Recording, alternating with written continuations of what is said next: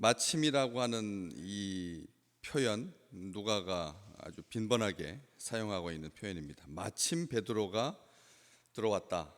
이튿날 가이사라에 베드로와 고넬료가 보낸 사람들과 욥바에서 온 어떤 형제들이 함께 도착했더니 고넬료가 그의 친척과 가까운 친구들을 모아 기다렸고, 그리고 마침 베드로가 들어왔을 때 고넬료가 맞아서 발 앞에 엎드려서 절했다. 그랬더니 베드로가 일으켜서 말하면서 일어서라, 나도 사람이다, 이렇게 말했다는 것이죠. 이 말하던 천사가 떠남에 마침 7절 말씀에 고넬료에게 환상을 보여준 천사도 떠났을 때 마침 천사가 떠나갔다. 바로 이 하나님께서 일을 시작하고 또 마무리하시는 것이 그냥 이렇게 지지부진하거나 아니면 흐릿하거나 하지 아니하고 아주 명쾌하다는 것이죠. 사람을 부를 때, 사람에게 환상을 줄 때, 또 사람을 보내실 때, 누구를 만나게 하실 때, 일을 시작하실 때, 일을 마무리하실 때 하나님께서 하나님의 때에 그렇게 정확하신 하나님을 말하는 것입니다. 뭔가 섞지 아니하시는, 이거 같기도 하고 저거 같기도 한 그런 것이 아니라 이 마침이라고 하는 그 말씀이 우리 한국어에도 마침이라고 하는 이 말이 바로 그런 의미를 담고 있는 것이죠. 그래서 간절히 베드로를 기다리고 있던 바로 그때에 마침, 어제 말씀 나눴지만 이 고넬료가 베드로가 올 것이라고 예측했던 것보다 하루가 더 지나서 나흘째 되던 날 제9시에 오후 3시쯤에 바로 그때, 우리가 생각할 때는 우리 판단으로 봤을 때 고넬료가 약간의 착오가 있었다, 그럼에도 불구하고 번거로운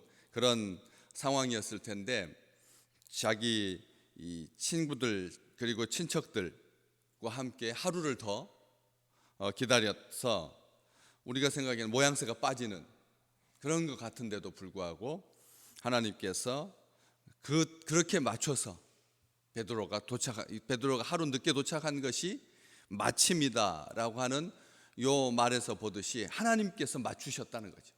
하나님께서 맞춰주셨다는 거죠. 사람이 계획할지라도 그 사람의 걸음을 인도하시는 분은 하나님이시다. 성경은 그렇게 기록하고 있죠. 하나님께서 걸음을 인도하시고 하나님께서 이루시는 거지, 사람이 재촉한다고 해서 이루는 것 아니고 사람이 거부한다고 해서 안 이루어지는 것이 아니다라고 하는 것이죠. 하나님께서 다 이루고 계시는데 이방인들을 구원하시려고 하시는 하나님의 그 놀랍고 선하신 뜻이 지금 성취되고 있는 바로 그때다. 마침 바로 그때다.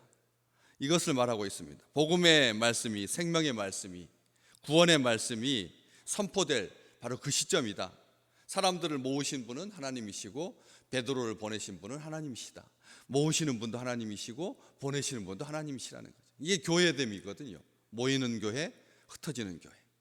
이 모든 것들을 주관하시는 분이 하나님이시다라고 하는 것을 알 수가 있습니다. 그래서 마침 베드로가 들어옵니다. 베드로가 도착했을 때라고 하지 않습니다. 베드로가 도착했을 때, 마침 베드로가 도착했을 때라고 하지 아니하고 베드로가 집에 들어올 때, 들어오다라고 하는 이 표현을 기억할 필요가 있습니다. 왜냐하면 이 생명의 잔치, 하나님 나라의 잔치, 그리고 복된 그 자리에 하나님께서 사람을 모아주시고 또 초청받아 모인 그들에게 하나님의 영이 임하고, 그래서 들어왔다라고 하는 표현에 주의하셔야 된다는 거죠. 이 표현이, 왜냐하면 죄에 사로잡혀서 악령에 사로잡히면 주의 영이 떠나는 것. 요한계시록에서 보시면 그 두 감람나무 이야기도 나오지만 또 촛대 이야기도 나옵니다. 촛대가 옮겨지는 하나님의 영이 떠나는, 비참하게 되거든요. 주의 영과 함께 주께서, 성령께서 내 심령 가운데 들어오셔서 주께서 문 밖에 서서 문을 두드리셔서 우리의 심령에 들어올 때는 하나님의 그 풍성함이 넘쳐나는데, 주의 영이 떠나게 되면 왕위는 왕이었지만, 자리는 왕이었지만 사위와의 관계가 완전히 원수가 되어서, 그래서 악신에게 붙잡힌 바 되고 악신의 휘둘림 바 되고 악신의 지배를 받는, 악령의 지배를 받는 그런 일을 성경은 기록하고 있거든요. 주께서 우리 가운데 계시고 우리 중심에 계신 줄로 믿습니다. 우리 가운데 계시고 주님께서, 성령께서 우리 안에 계시고 아예 들어오시는 것도 아니고 상주하시고 임재하신다. 내가 너희와 항상 함께 있겠다. 우리 주님께서 그렇게 약속해 주셨거든요. 그래서 이런 이 표현 하나하나도 누가가 아주 신경 써서 베드로가 들어왔다, 이 시점이 베드로가 고넬료의 집에 들어갔을 때라고 써야 되는 것이 기자된 입장이고 제3자의 입장인데, 누가는 그 안에 자기도 있었다는 거죠. 누가는 그 안에 자기도 있는 것처럼 쓰고 있지 않습니까? 성도의 관계라고 하는 것이 그런 거죠. 우리 장로님들 기도하실 때 예배 드리러 온 이 식구들만 하나님 축복해 주다고 하지 않지 않습니까? 여러 가지 사정으로 인하여서 참석하지 못하고 먼 곳에 있을지라도 또 영상으로 참여하는 모든 식구들에게도 똑같은 은혜 달라고 그 기도하는 이유가 바로 여기에 있는 것이죠. 베드로가 들어올 때 고넬료가 맞아서 발 앞에 엎드려서 절했다, 신하가 왕에게 하듯이. 그런데 우리가 이게 고넬료가 얼마나 반가웠으면 사도 베드로를 맞을 때 이렇게 신하가 왕을 대하듯이 정중하게 존경을 다하여서, 정성을 다하여서, 마음을 다하여서 최고의 예우로 극진하게 그렇게 엎드렸을까? 엎드려 절하다, 발 앞에 엎드려 절하다 라고 하는, 우리 인생에 한 번이라도 그런 만남을 가지신 적이 있으십니까? 누구에게라도 그런 마음이 드신 적이 있습니까? 이 사람 앞에는 내가 무릎 꿇고 그렇게 절할 만큼의 그런 존귀한 자를 만나신 적이 있습니까? 저는 그런 만남이 있으시기를 진심으로 축복합니다. 그냥 옆에서 뵙기만 해도 은혜가 되는 사람 있잖아요. 아시잖아요. 많은 사람들이 있는데 그분이 딱 있는 것만으로도 굉장히 존경하게 되고 그리고 또 감사하게 되고 그런 분이 저한테 있거든요. 그래서 은사도 계시고 또 아시는 분들 중에도 있고요. 이런 그분 앞에 제가 실제로 무릎을 꿇어서 엎드려서 사람에게, 이게 왜냐하면 베드로가 한 다음 말이 이 말을, 이 고넬료가 맞아서 발 앞에 엎드려서 절했다라고 하는 것의 진짜 취지를 알 수가 있거든. 뭐라고 합니까? 일으켜 이르되 일어서라, 나도 사람이라. 이 말은 뭡니까? 고넬료가 베드로를 어떻게 대했다는 겁니까? 신처럼 대했다는 거죠. 신처럼 대했다는 거거든. 지금 베드로가 살아서 우리에게 오신다면 여러분 그렇게 대하지 않겠습니까? 베드로를 우리가 만난다면, 바울을 만난다면, 요한복음을 쓴 요한을 만난다면, 예수님의 제자들 중에 그룹 중에서 스데반 집사님을 만난다면 우리가 똑같이 그런 마음으로, 아주 경외스러운 마음으로, 조심스러운 마음으로 그를 대할 것입니다. 이건 좋은 자세이긴 합니다. 그런데 베드로는 그렇게 하지 말라고 하는 것이. 왜냐하면 이 베드로가 썼던 편지 베드로전서 2장 9절에 너희는 택하신 족속이요 왕 같은 제사장이요 그리고 거룩한 나라요 그의 소유된 백성이니, 여기에서 택한 족속, 왕 같은 제사장. 벌써 고넬료에게 그렇게 경배를 받을 때 얼마나 진짜 본심은 어땠겠습니까? 왜냐하면 점령군의 지휘관이거든요. 점령군 지휘관. 이 관계가 이렇게 경배받을 수 없는 위치거든요. 왜냐하면 로마군은 황제 외에는 머리를 숙여서는 안 됩니다. 자기가 황제를 심지어는 신처럼 섬겼거든요. 로마의 그냥 말로만이 아닙니다. 로마 사람들은 황제를 신이라고 생각했습니다. 신의 아들, 신이라고 생각했습니다. 그렇기 때문에 황제 외에는 머리를 굽혀서는 안 되는 것이죠. 게다가 지휘관인데 엎드려서 절한다라고 하는 말은 존경의 의미도 있지만 적국의 적 장수에게 항복하는 예식이거든요. 이 엎드려 절한다는 게 존경하는 마음이고 경배하는 마음이고 예배하는 마음 자세이지만 원래는 적에게 항복하는, 절대 복종하는 그런 사람, 그런 지금 상황이거든요.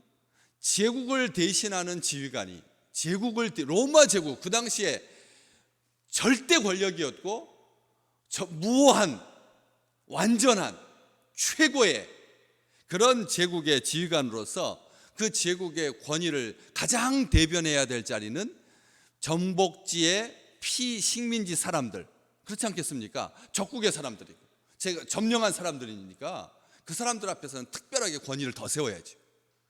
일부러 복장도 갖춰 입고, 아시잖아요. 우리가 입는 거 흉갑에다가 이렇게 해가지고 차고, 그 다음에 치마같이 이렇게 쭉쭉 나는 거, 그 다음에 칼도 들고 방패도 들고 해서 정말 지휘관의 머리털 이렇게 빗자루 같이 생긴 이 머리털도 달고 투구도 쓰고 해서 보여줘야죠. 다 예복을 갖추고. 그런데 그렇지 아니야. 비무장 상태로 고개 숙여서는 안 되는 그런 사람 앞에 그가 진심 어린 마음으로 엎드려서 절하는 것이죠. 그럴 때 베드로가 아니다라고 말하는 거죠. 속으로는 참 좋았을 거예요. 행복했을 겁니다. 갈릴리 사람, 그리고 심지어는 스승을 배반했던 그런 자.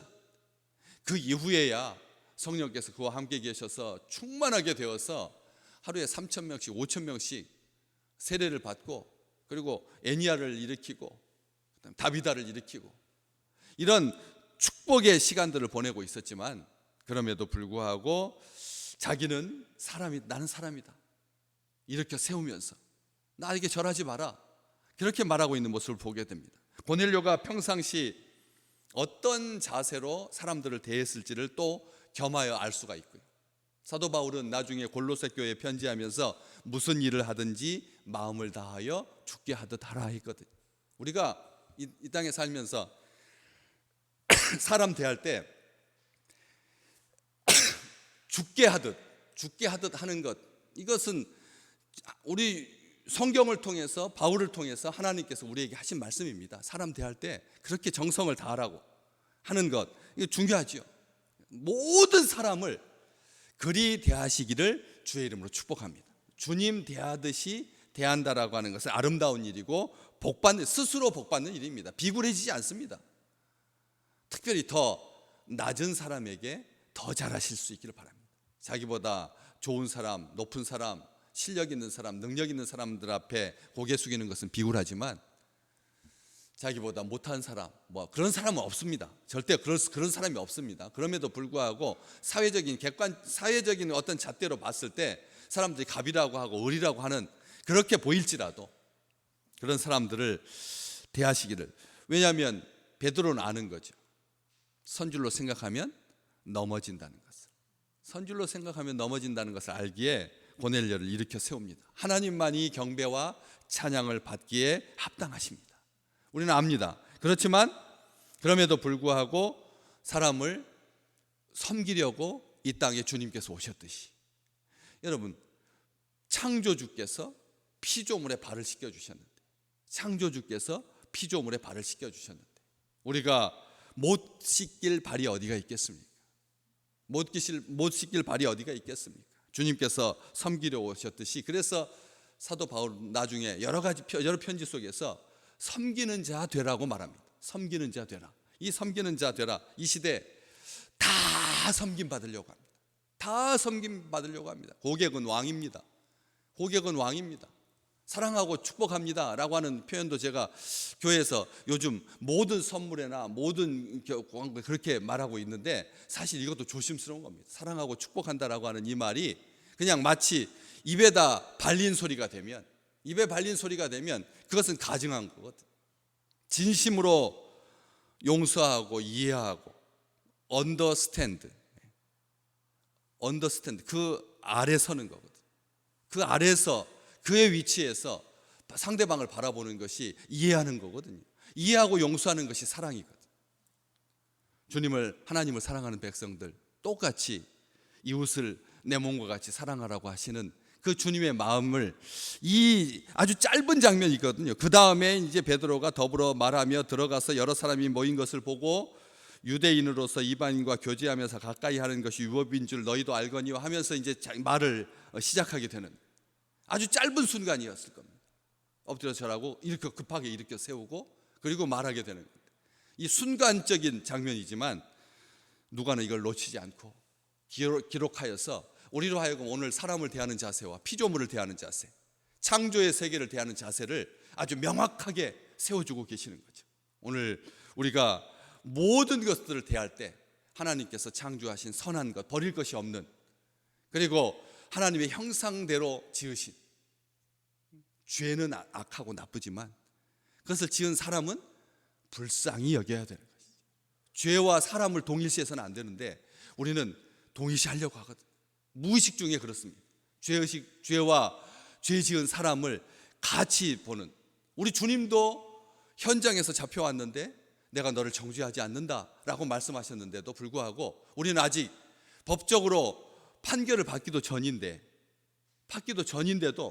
그렇게 아주 표독스러운 눈을 가지고 그를 쳐다보는, 그리고 사진을 공개해가지고 사람들한테 창피를 다 주고, 그래서 이런 시대가 이렇게 됐습니다. 악한 죄에 대해서는 용납하지 않겠다 하는데 사람까지 똑같이 그렇게 대하는 것이 아니라 긍휼한 마음을 가지고, 그럴 수 있다, 나라도 그랬을 거다라고 하는 마음으로, 긍휼히 여기는 마음, 사랑하는 마음으로, 그리고 존경하는 마음으로 정성을 다하고 마음을 다하셔서 모든 일에 죽게 하듯 함으로 주님께서 작은 소자에게 베푼 것이 나에게 한 거다라고 말씀해 주셨던 그 축복을 오늘 또 풍성하게 누리는 귀한 날 되시기를 주의 이름으로 축복합니다.